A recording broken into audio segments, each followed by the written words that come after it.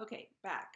Uh, so I wanted to follow up to my last video, and I wanted to sort of say cheers again to you all for um, clicking on this again and watching and being here with me. And even though I can't see you, but mm,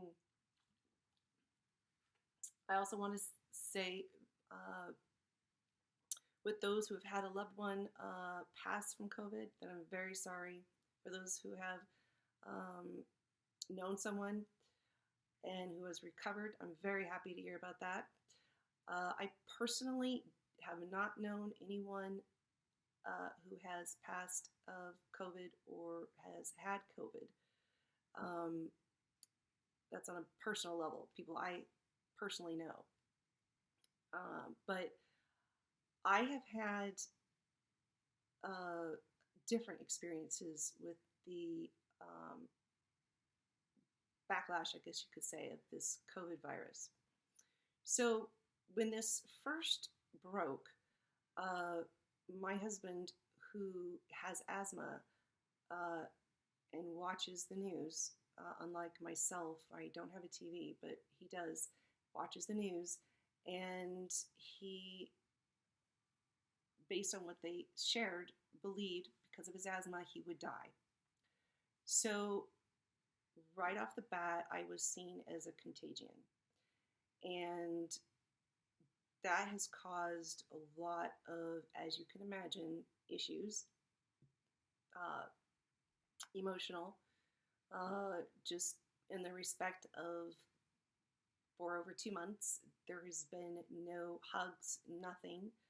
And I have had to deal with that, you know, and accept that and see that many people, not just my husband, but many people are in terror, in fear of getting COVID. Now, I knew early on that when people came into hospitals before there was testing, COVID was being covered 100%. So if you had a fever, if you had a cough, if you had lung issues, doctors and hospitals were told to put COVID. Didn't matter if you were coming in for heart, diabetes, cancer, anything else. If they saw it as COVID, they would get paid 100%. That would ensure that they got paid. And then they would take care of other things, but you still had COVID there. So that went into the numbers, the COVID numbers. So I've always been a little bit, wondering, are these numbers real?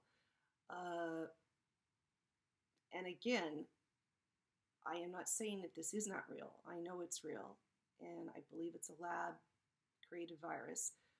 But how we calculate the numbers, the fact that testing also, for those who are asymptomatic, often it's false positive, so we have to be very careful. Um, so that was my early experience with this. How I was working in my studio and then switched to smaller pieces. That also impacted my art practice. I was working on a totally different, body of work with multimedia in a studio, and then all of a sudden I just, it's shut down. I'm in the house, and it was enough for me just to do these small little pieces, trying to gather my thoughts about what was going on. My daughter is in nursing school, so she has, this is her last year. So her this year for her was hospital training. And I know some people, when they went online, it wasn't an issue. But with her training from a hospital to then online, obviously that was not going to be what she was to be getting. And so educationally, there have been ramifications. Child abuse has spiked, and that is horrible. Children in abusive homes, with environments where music is blasting, people are screaming, TV is being watched, they're not going to be able to focus on their studies. And if they aren't getting the right nutrition, you know, they are so vulnerable. And that's another thing that's really sad about the educational part of this. Uh, and that has to be looked into.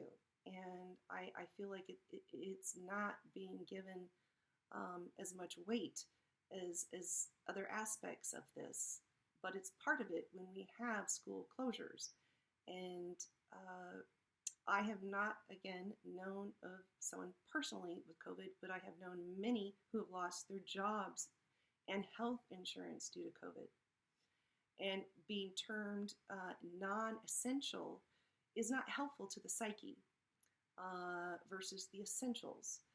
And I watched Doug Anderson. He's a cop in the state of Washington. He's on leave right now because of a video he posted on the tyranny that he felt was happening within police departments across the states, being asked to do things that they hadn't been asked to do before, go into people's homes, close their businesses,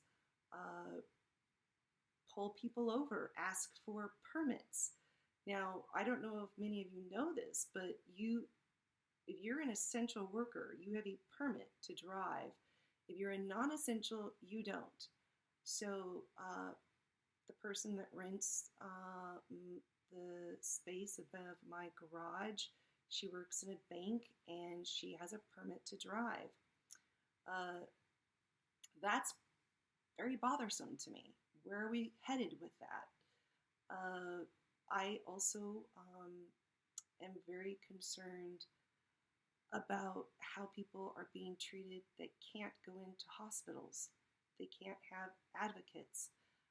Because my parents were going in and out of the hospital for years, I saw a lot of the neglect that happened. And often the neglect can lead to death. You do not have one-to-one nurse-to-patient ratio in hospitals. Doctors breeze in and out within minutes. So my brother has prostate cancer, and he was told a while back that he needed surgery. Well, that's very disconcerting when you're told your surgery is non-essential. You have prostate cancer and your surgery is non-essential because of COVID. You can die from cancer, but it's non-essential based on the fact that they're judging from tests. Well, it's slow growing, not fast growing. So he's been waiting, and he just was notified that he can have surgery, but it's going to be in August. Well, that's 3 more months. Okay, if you have cancer, and I've known people who have had cancer, many people I know have had cancer, that's unnerving to be told you've now, got to wait even more months. And then on top of it, he was told he can't have his wife there as his advocate of 40 years. Troubling to me that we don't have patient advocacy groups fighting for patients to have family advocates. If you just have one in a mask, in gloves, with proper hygiene, sanitization, that should be something that is implemented ASAP. I have heard horror stories about kids, 12-year-old kids, going in for major surgeries, parents not allowed.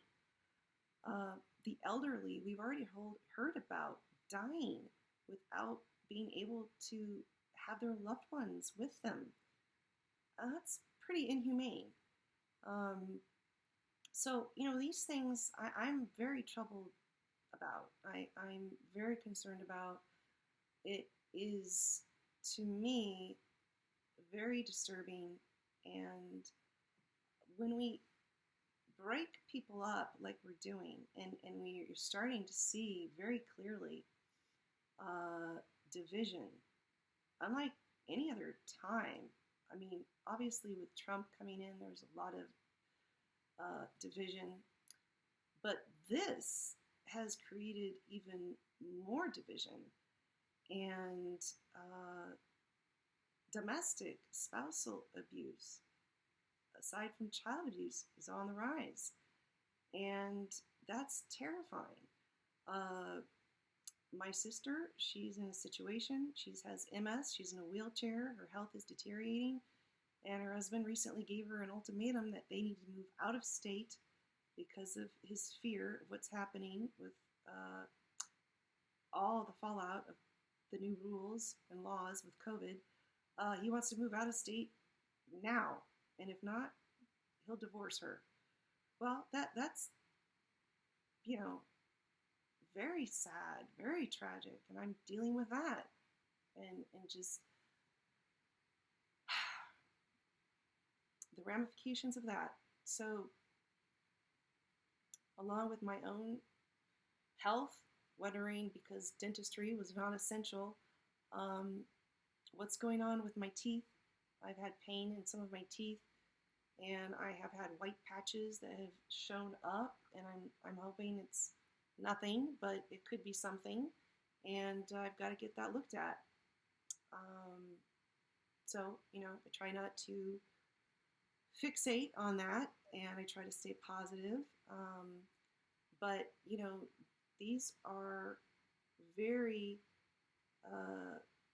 trying times in a myriad of ways. It's just not, and it should not just be funneled to those who have COVID, because people are calling suicide hotlines 8,000%. It has gone up for people calling in on suicide hotlines. I know someone who was put in a psych ward, and I wanted to see her, and I was denied that. 2 times I tried to go see her, and I couldn't. And that was very traumatizing to me, because she had said that she had been treated roughly in there and had bruises, and I wanted to at least, see her, even take pictures if possible. I couldn't because of COVID. How do I deal with that? I'm really trying to wrap my mind around the validity of these rules and these parameters that we've all of a sudden been given, and this desire to keep going, these things that, if we look at them, have serious ramifications in different areas, not just in COVID. So on the positive side, I see, I love Japan, and so people, wearing masks isn't a big deal, in the sense of, in Japan, if you feel like you're going to get sick or you are sick, wear a mask. Not everyone does, but a lot of people do, because they have so many people per square inch, very crowded. And so public transit, it's you're squished in there. And so, that's the good side of this. We're learning about, germs, I guess, in a way that maybe people weren't really aware of. I used to see people go into restrooms when I go out to eat or to a movie, and women would go to the bathroom and leave. They wouldn't wash their hands. So, hey, here's the good side of it. Learning that, washing your hands is a good thing. People working in businesses, having to wipe things down. Hey, that's a good thing. Keeping things sanitized. It's not bad. And, learning that things can change just like that. It's not such a bad idea to go through.